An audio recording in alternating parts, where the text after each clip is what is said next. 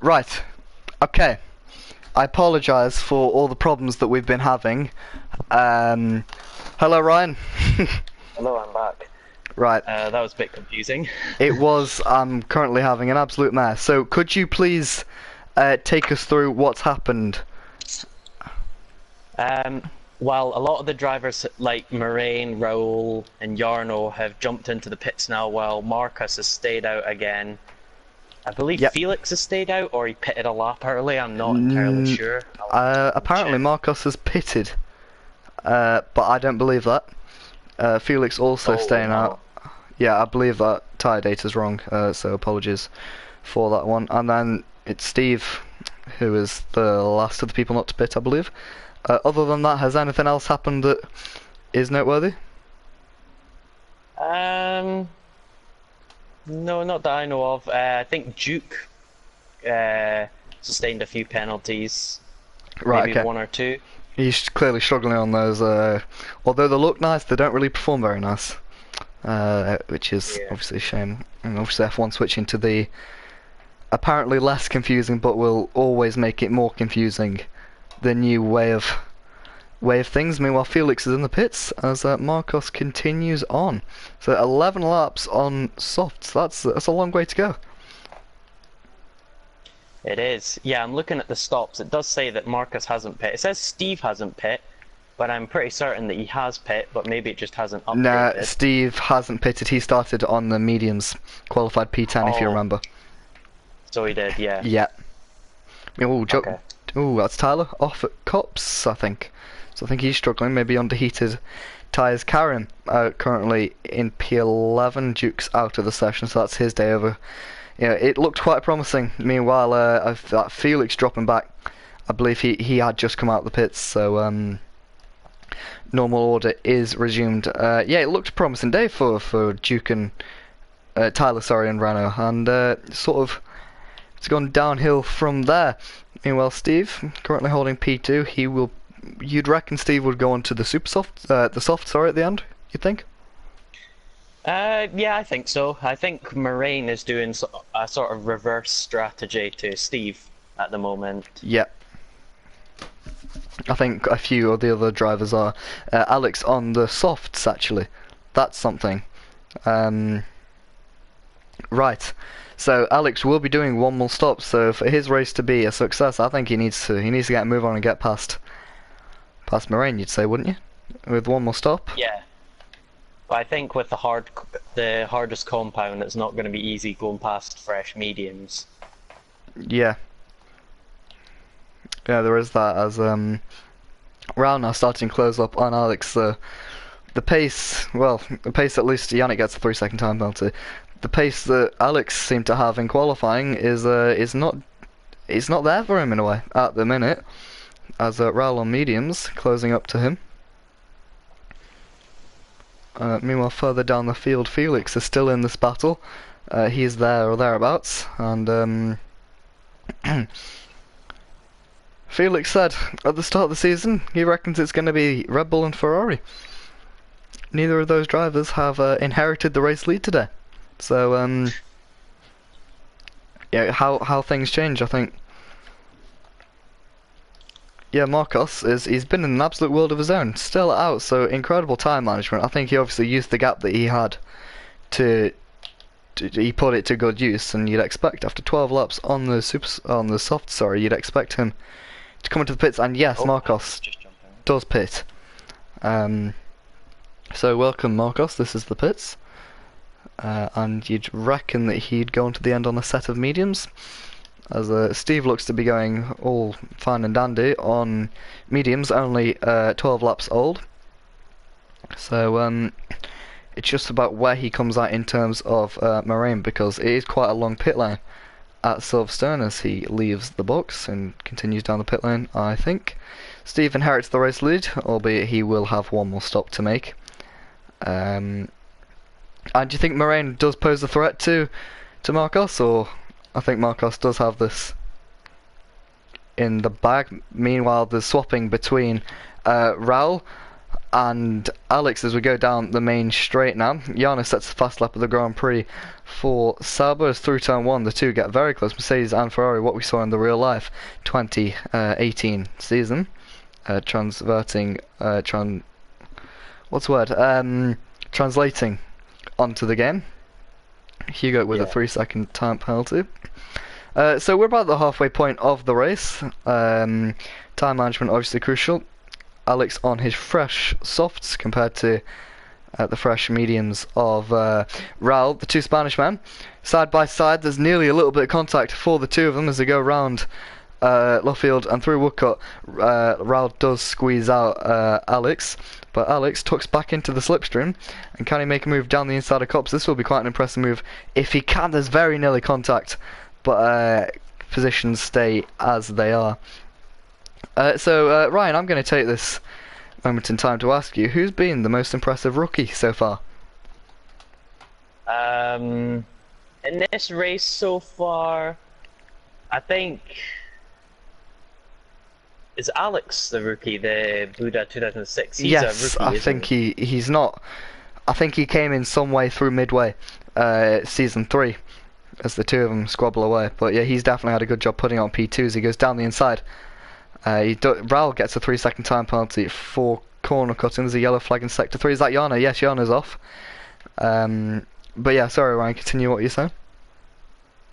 I think by far Alex has to be the strongest rookie at the moment. I mean, if you compare him to the other rookies, he's absolutely excelled over them, and he's even taken on people that have been in the Gprl for a lot longer. So there's definitely high hopes for Alex here. Mercedes currently running in a 2-4. That is an effective, you'd say, 1-3. Once Steve dives into the pits, and it is quite interesting to see. And just to check, it isn't a glitch on my screen. Alex is on the softs, isn't he? With you? He's on the hard tires on my. He's on the hards, is he? Right. Okay. So ignore what I've been going on about alternate strategy. It's it's tricky trying to commentate, and that's why we have everyone's favourite Scottish commentator Ryan to be with us. Indeed, yeah. Indeed. I've been getting a lot of fan mails and. Yep. Fan fictions and all that. Everyone seems to like having a second commentator. It does help me a lot. Yeah. But anyway, away from Ryan's inbox and towards this, we have another yellow flag. Talking about rookies, that's you guys, I believe. Is that how you say his name? In the wall through maggots. We're going to presume it is, and then we'll have one of his friends, just like we did with Merigin or Moraine, come on the live stream telling us that we're saying it wrong. Yeah. That was quite interesting. So I'll be the Toro Rosso diving into the pits for a new front wing and a new set of tyres whilst he's there.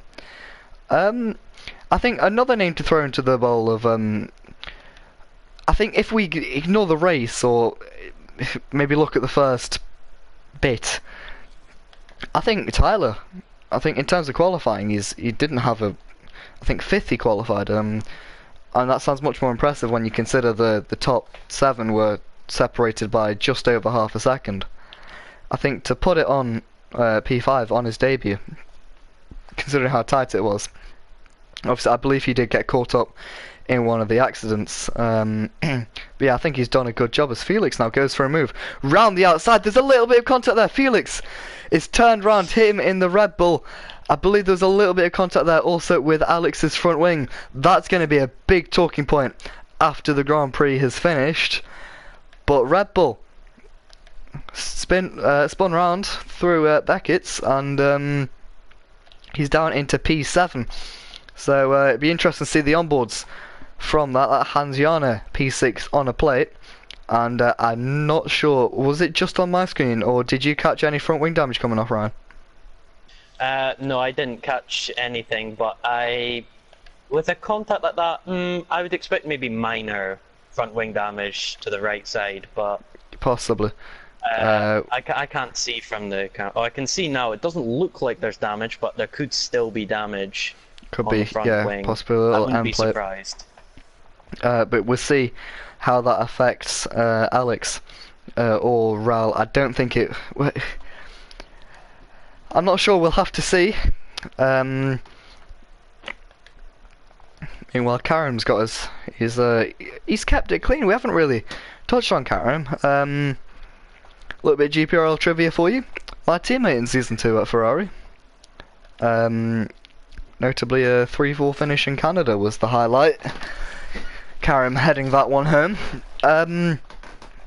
You guys getting a 3-second penalty, exceeding the limits.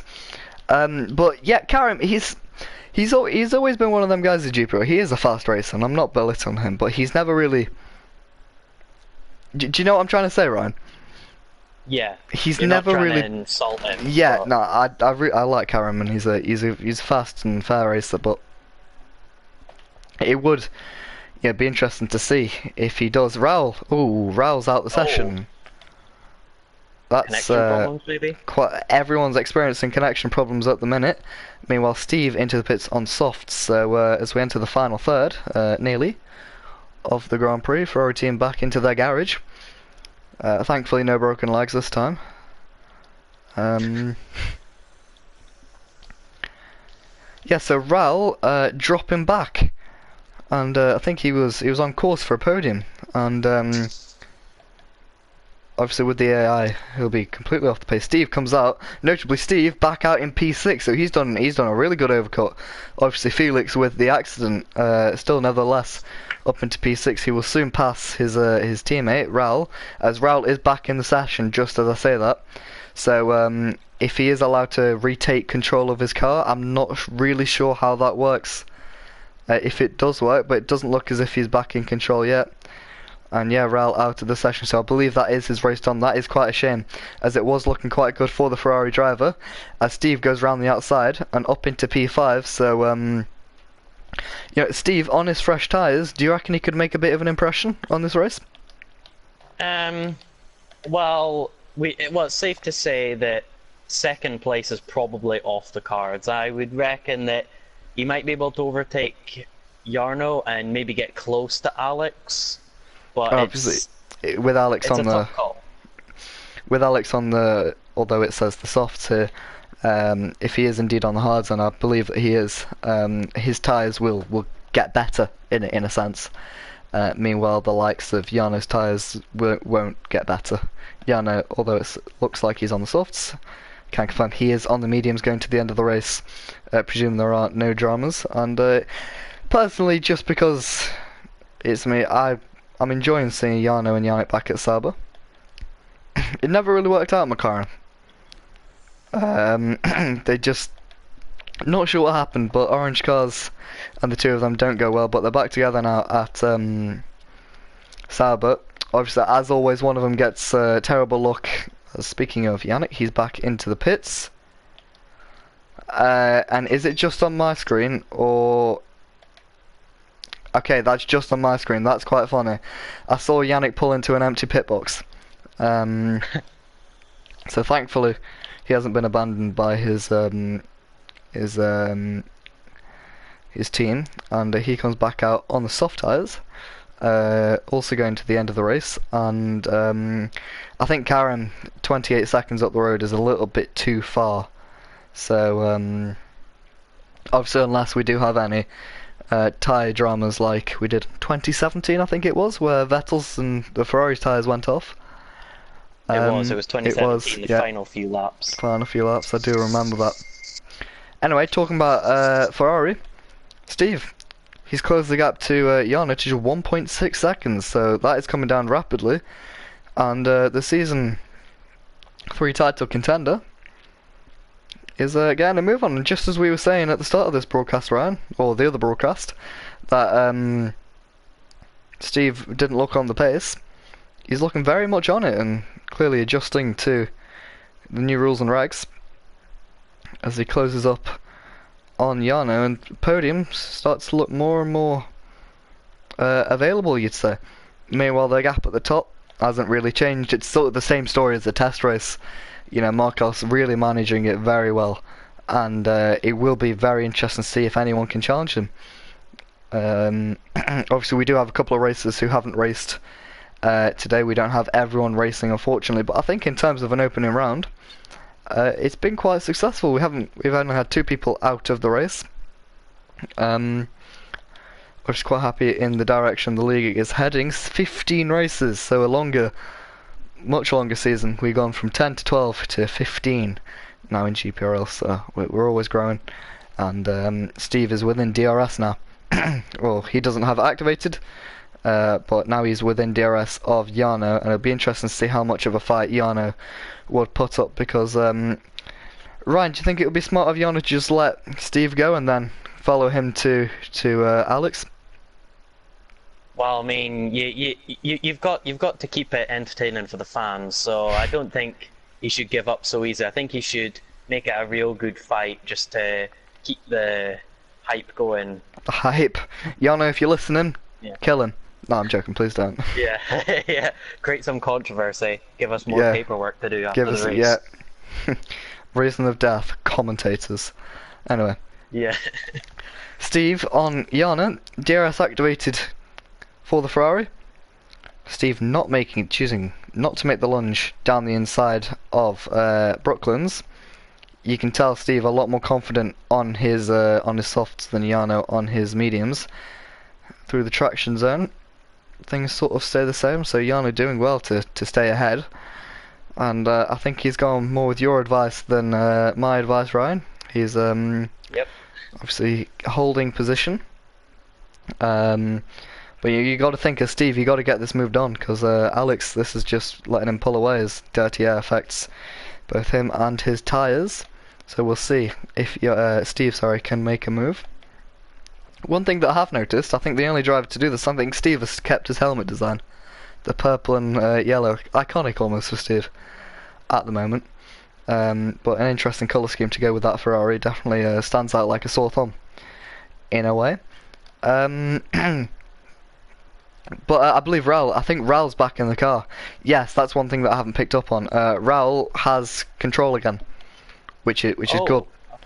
So he's back, and be interesting to see if he can close. I think it's quite a bit of an ask. Was Raul? I think Raul may have been complaining about something on the group chat. Let's have a look. Yeah, something to do with automatic gears, I think. Yeah. I can't remember what he said. Was it in the info chat? I'm not. Yeah, automatic gears. No, So he's got a problem and can't change them. So I'm not sure if that contributed to the issue. But nevertheless, back in the session now as Raul, and I think 11 seconds is a little bit too much of an ask. Meanwhile, this is Steve down the inside of Cops. A little bit of contact there between the two drivers. But Yano's going to tuck into sight in behind, and in my idea, probably a smart move, as we watch from this beautiful helicopter shot, as the Sauber, who actually revealed their launch livery yesterday, I think, something like that, follows the Ferrari, obviously engine supplier pumping a lot of money. That doesn't matter though in GPRL. Imagine if you'd said we have a Ferrari racing a Sauber 2019. Anyway, Yeah. so you can see Steve really pushing, bit of oversteer through penultimate corner, and then 5.4 seconds it is as he crosses the line. Starting to go a little bit overcast. I'm not sure if you've picked up on that, but I doubt there will be any rain. Saying that, I don't know if I just saw a drop. That would be interesting if we got some classic English summer weather. I doubt we're going to see. We do know it best. Not like all the Dutchies in this league. No, I'm joking. I don't have problems with them. They're all really nice. Anyway, so it's 5 seconds. Do you think Steve has the capability to close this gap to Alex? Well, like you were mentioning with the overcast, if for some miracle rain appears, it could potentially mix up the order. He could manage to sneak in P3, but I think with Alex, it looks like he's in the rhythm now. Yep. With the hard tires, it looks like he's got a very consistent very consistent pace now. So I think his tires are up to temperature now. So it'll be quite a fight. as well. Marcus just showing just how Still far ahead he faster, yeah. is. I think, in terms of Steve, I think he's looking more backwards than forwards in this, as Jarno does get it slightly wrong, rather 3-second time penalty. Yeah, I think Jarno, he's, I don't want to say surprisingly as if I'm belittling Jarno's pace, but you'd think on his old tyres he'd drop off like a stone in water from Steve, but no, definitely staying there. And, yeah, so, however, the gap is coming down ahead, but you just wonder if it's a little bit too little too late for Steve at this Spanish Grand Prix. So with just a couple of laps to go, Marcos, fast as ever, you'd say. It's... I don't think Moraine ever dominated like this, and I'm not sure what's happened to... Because, don't get me wrong, Marcos was fast, but I don't think, other than the test race, he's won a race yet in Gprl. And I think he did grab his first podium, actually, this time, well, at Silverstone last year, so clearly likes Silverstone. But he stepped up over the winter, hasn't he? He has. I'm not entirely sure if it was a win or not last season, because I do remember it was a Ferrari that won the race. I think it might have been Marcus that won It in might season have been. 3. Sure, I'll check that for you. Let's just go on the Instagram page, Gprl_official, if you're Because not following. I know it was a Ferrari that won. And Yeah, like Steve, I think, was second in the Renault. Thinking about that, Ryan, I think you've got me. I just remember a red car won the race, so I mean, process elimination kind of has to be the Ferrari. It was Raul who won the race, actually. It was. Oh, so he must have got second or third. It was second, and I believe it was the first all Spanish podium in GPRL. That was with Steve finishing off the podium. Yeah. Yeah. So there's your weekly dose of GPRL trivia. If you came for it. But yeah, Marcos. So I don't think it was a win, as he does pick up a 3-second time penalty. I don't think he'll be too worried about that though. To be completely honest, because 13.5 seconds, that gap's only growing, and he's quite comfy. Moraine, he hasn't been slow. He just you think maybe if he strung his qualifying lap together and he was at the front and he could have battled Marcos, it would have been a different story. Do you think, Ryan? Yeah, definitely. I mean, Moraine getting held up a lot by traffic, like that's what's caused the gap, basically. It's just the huge... Oh, he's waving the wheels, so maybe he's watching the stream. Hi, Moraine. Good effort. Yeah. So, it was... Yeah, you were saying, with this poor start, I think he was down to 9th or something. It will be interesting to see the onboard. Yeah, thank you, Moraine. Thank you. Hey, Moraine, if you're currently in P2, crash out. No, I'm joking, please don't. Imagine the controversy if that actually happened. Imagine the controversy. It'd have been Crashgate all over again. It would have been, yeah. The commentators. Commentator gate. The commentator's curse would have a whole Yes, new... It'd be a whole new completely, level. yeah, something completely different. Anyway, something that I don't know if I've mentioned to you actually, Ryan. We're starting to do race highlights and quali highlights, so that's something else. So I can edit this when I'm done. I must have been in my grave when this happened. Yeah, probably in your grave. I love that. I must have been digging it at that point. Digging it, yeah. I might have been in it. Either way, you're here, thankfully, and we can hear you, which Yes. is good. Obviously, Through a fault of my own, because I thought I had changed it, but I must have had to change it back when I was in a party with someone else. yeah. I can't remember. Anyway, let's not dwell on the past. You're here. It's Yeah. magical Christmas spirit and all that. Marcos, again, Yep. fastest lap of the Jesus. Grand Prix. Calm down, mate. There's no rush. He's really... He's really ripping everything out the He Mercedes is. here. He is, isn't it? He's catching up to one of the back markers now, so it'll be interesting to see if Yeah, let's we hope. get some controversy here. What was it? Vettel and Kartikeyan, I think? Is that am I right? Oh, When geez, they that collided? name doesn't ring any bells. But yes, it is the Toro Rosso of you guys, so hopefully they don't get in each other's way. And for the final part of Gprl trivia for today, who was the last driver to take a win for Mercedes in Gprl? I don't think you'd know this because I think you joined after he left.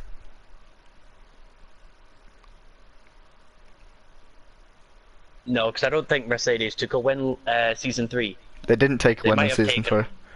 So then I'm out Yeah. of the question. Yeah, it was actually Terence or Terry or Vettel fanbase, you might know him as. He runs that account, and yeah, champion he was in season 2 before leaving, handing the league over to me. But less about the past and more about the present. Marcos has dominated this race, led almost every lap Yes. through the final corner. He's going to say thank you very much, and that's P1 for Marcos. Mercedes win in Brackley, not in Brackley, in Silverstone. As oh, sorry, Steve is up ahead of Alex. I haven't covered that as Moraine gets through into P2. Steve has managed to grab a podium right at the last. I checked the gap before it started. There's a little bit of contact there between the two. Oh, there's more contact! Oh, no! As that could be interesting between the two of them. Naughty. Oh my god. Steve He still got it though. does get P3 due to penalties, but we may have to look at that after the race. Felix comes home in P5 after Yano sustains more penalties down into P6.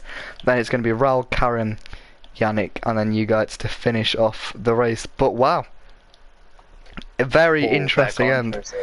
And I did check the gap as we went on to the final lap. I believe it was 2.8 seconds between Alex and Steve. So Steve's made an incredible effort on that last lap to close that gap. But it's Marcos winning the race. First blood, if you will. And there's not much else really to say unless there's anything you want to comment on, Ryan? Well, that bit of controversy then between Steve and Alex. What I think has happened is I think Steve's gotten a bit argy-bargy getting past, and Alex just went, I'm not having any of it. Maybe a little bit Abu Dhabi flashbacks. Yeah, I there. don't think, maybe not that much, but Oh yeah, that's like on a level of its own as the Yeah. most controversial thing. probably. So I just wish we could have heard your audio. That would have made me happy.